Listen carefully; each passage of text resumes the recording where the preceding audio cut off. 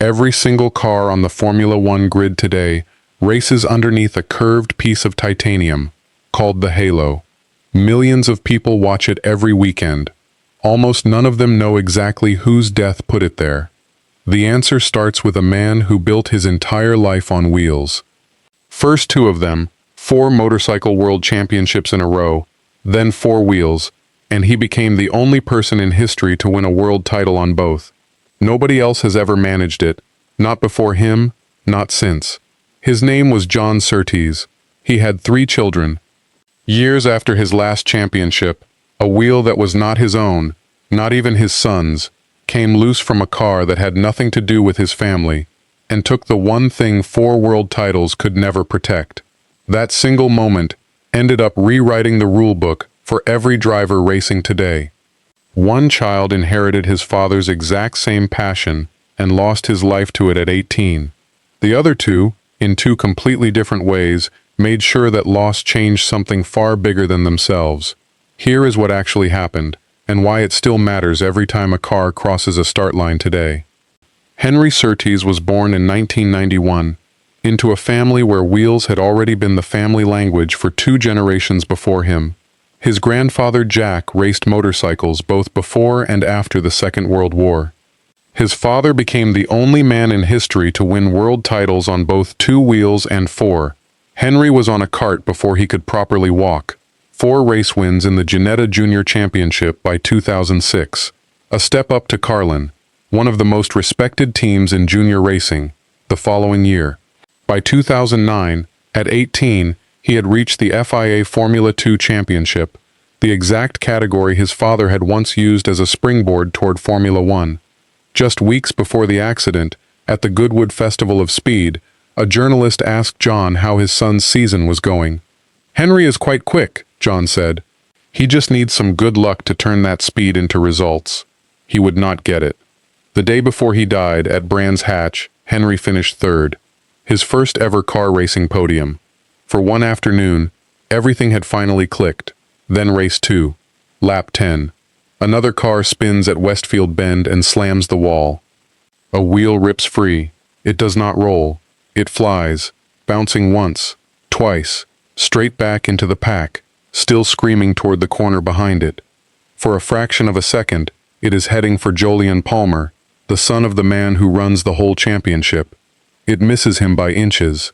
It does not miss Henry. 29 kilograms of wheel and tire, at over 100 miles an hour, roughly 30,000 joules, delivered straight into a helmet. He is unconscious before his car even leaves the racing line. It carries on, dead straight, and buries itself in the barrier at the next corner. When marshals reach it, one wheel is still spinning. For a long moment, nobody on the pit wall says a word. Henry was airlifted to the Royal London Hospital. He never woke up. Jonathan Palmer, who ran the series and owned the circuit, called it the saddest day of his 35 years in the sport. The BBC later quoted John saying simply that there were things to be learnt, and that his son's death could not be for nothing. His parents made one more decision that week, quietly, away from any of the headlines. They donated Henry's organs. By most accounts, 5 other people are alive today because of it. In 2010, John built something out of the wreckage anyway, the Henry Surtees Foundation, which raised close to £2.4 million for air ambulance and blood transfusion services before his own death in 2017. What happened next belonged to his 2 sisters, and neither of them chose to carry it the way anyone might have predicted. Right now, bulldozers are getting ready to move at Buckmore Park in Kent. Planning permission came through in July 2025. Construction starts this year, and almost nobody watching it happen knows whose family is actually behind it. Leonora was never supposed to be the one carrying this forward. That role belonged to her younger brother. But after Henry died, it was Leonora, running the circuit today alongside her husband Rich, who kept this particular wheel turning. Buckmore Park had belonged to her father since 2015. Its alumni list alone should stop anyone scrolling past this story. Lewis Hamilton trained there as a boy. So did Jenson Button. So, more recently, did Lando Norris and Ollie Bearman, both racing in Formula One right now. A few years ago, during the COVID lockdowns, the circuit nearly went under. What is rising from that near collapse is a 20,000 square foot expansion called the Paddock. 30 new jobs on top of the 50 already working there, 18 racing simulators, a restaurant deliberately built to echo a 1950s pit lane.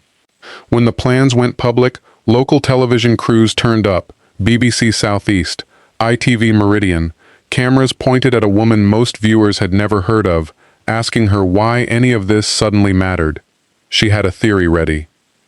A Netflix show, she said, Drive to Survive, had turned Formula One into appointment viewing for an entirely new generation, and grassroots karting is where a lot of them want to start.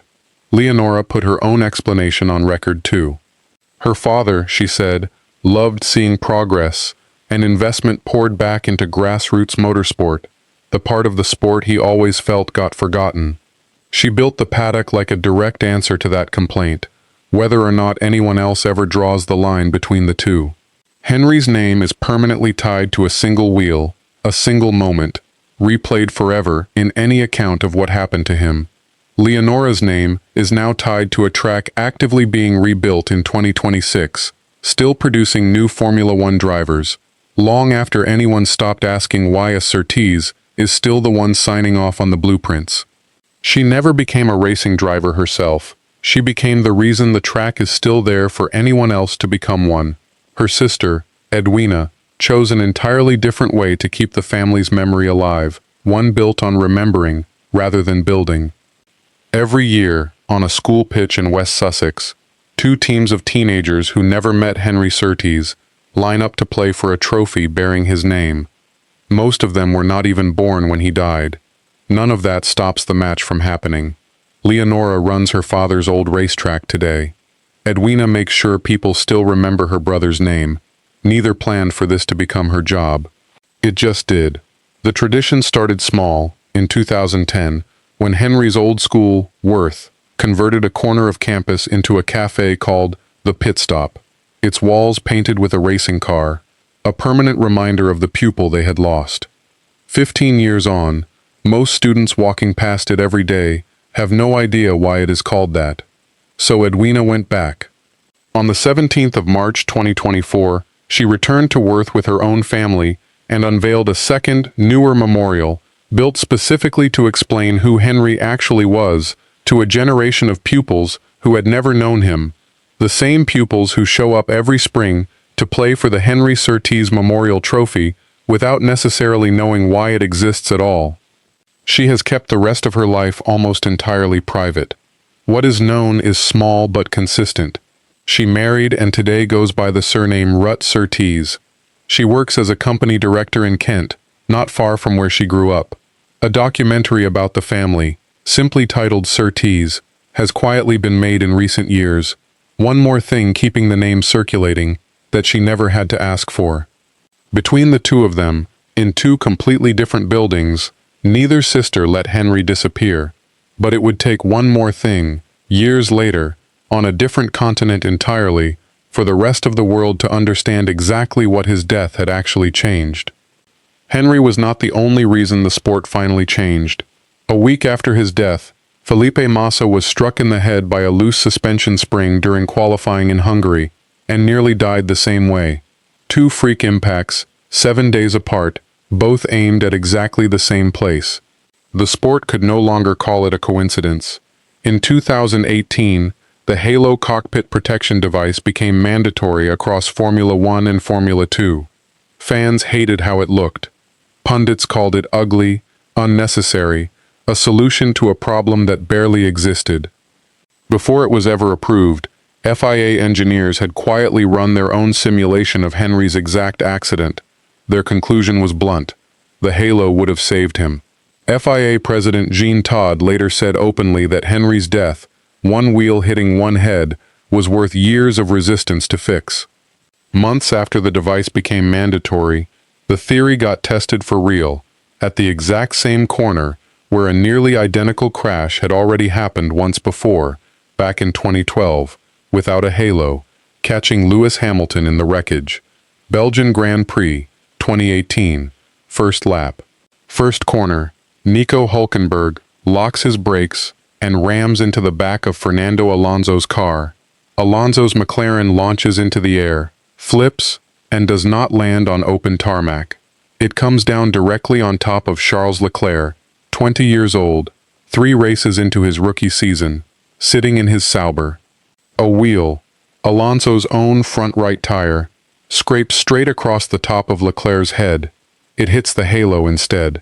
Leclerc climbs out unhurt. Asked about it afterward, he said simply that he did not know how it would have ended without the halo there, and that he was glad it had been.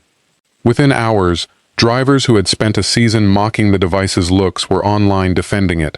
One former world champion wrote that the halo discussion was officially over. It would save lives, he said, full stop. 9 years after a wheel killed an 18-year-old boy at Brands Hatch, another wheel came for another young driver's head, at almost exactly the same angle. This time, it stopped a few centimeters short. The only thing between them, a piece of titanium Henry Surtees never got to have. 3 children. One family built entirely on wheels, the same object that made their father the only man ever to conquer both 2 and 4, and the same object that later took his only son. Henry got the wheel his father raced on, and it killed him at 18, doing exactly what he loved.